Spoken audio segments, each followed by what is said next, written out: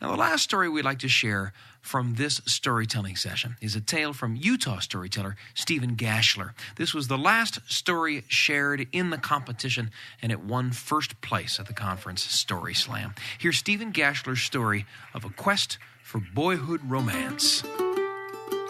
The planet Mercury is one tortured soul. Half of it is always really, really hot because it's facing the sun. The other half is always incredibly cold. It was one night I was lying by a campfire on the banks of the Mississippi River that I was comparing myself to the planet Mercury.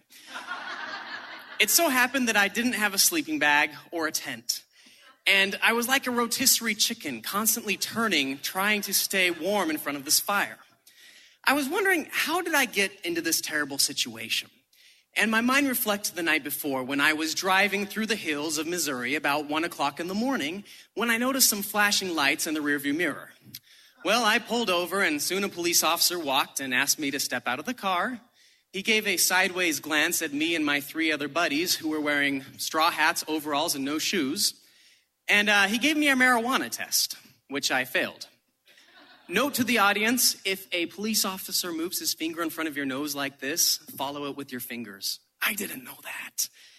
Well, so this guy thinks I'm high, and he asks, so where are you guys going? And I say, well, it's kind of silly, actually, but ever since I was a kid and I'd read The Adventures of Huckleberry Finn, I've had this burning desire to go down the Mississippi River on a homemade raft and just live deliberately until I find the essence of boyish romance. Well, this guy said, seriously, well, what are you guys here for? And I said, I was serious. Well, this strange interchange with the first actual Missourian we'd met turned out to be a shadow of things to come. Contrary to our expectations, it turns out that Missourians don't actually spend their free time floating down the Mississippi River in carefree bliss. Actually, they're terrified of the Mississippi River. I remember everyone we talked to said things like, you're going to go down that river? I've been on the Ohio River, I've been on the Missouri River, but you could not pay me to go on the Mississippi River.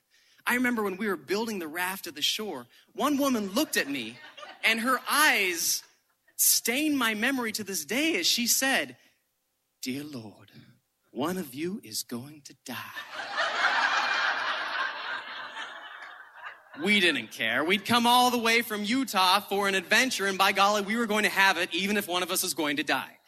So we christened our raft with a proper Utah bottle of Martinelli's, and we set forth. Now, the problem was we'd had a debate as to whether or not Mark Twain would approve if we were to have brought food with us. We decided he wouldn't. So we only had fishing poles. And the problem with that is at the bottom of the Mississippi River, there's all this shell, and as soon as I threw mine in, it kind of broke. Well, my friend still had a fishing pole, so we were in good hands until his broke. To complicate things, we were so eager to set forth that we'd accidentally left our sleeping bags and our tent at the shore.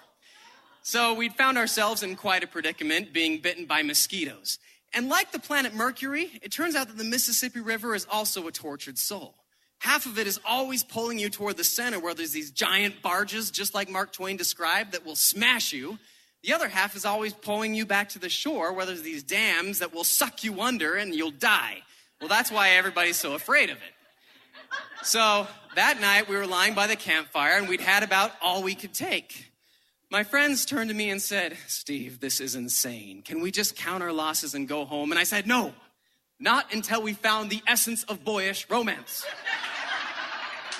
Well, that night, the fog was really thick and none of us could sleep. We were all like the planet Mercury doing the rotisserie thing.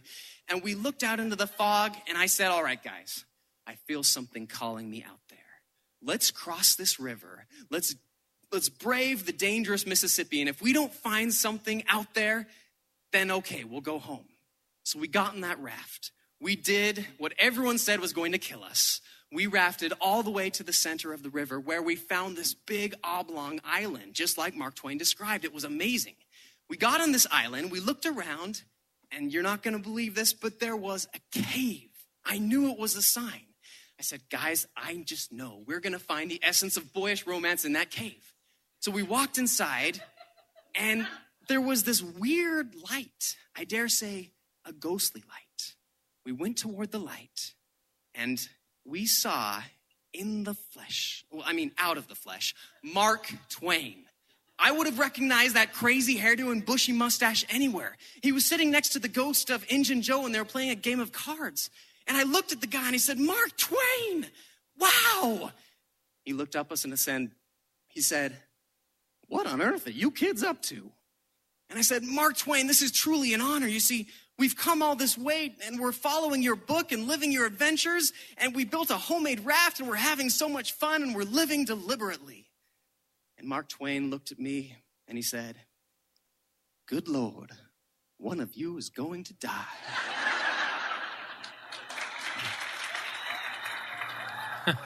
Stephen Gashler and his hilarious tale of searching for the spirit of youth on the banks of the Mississippi River.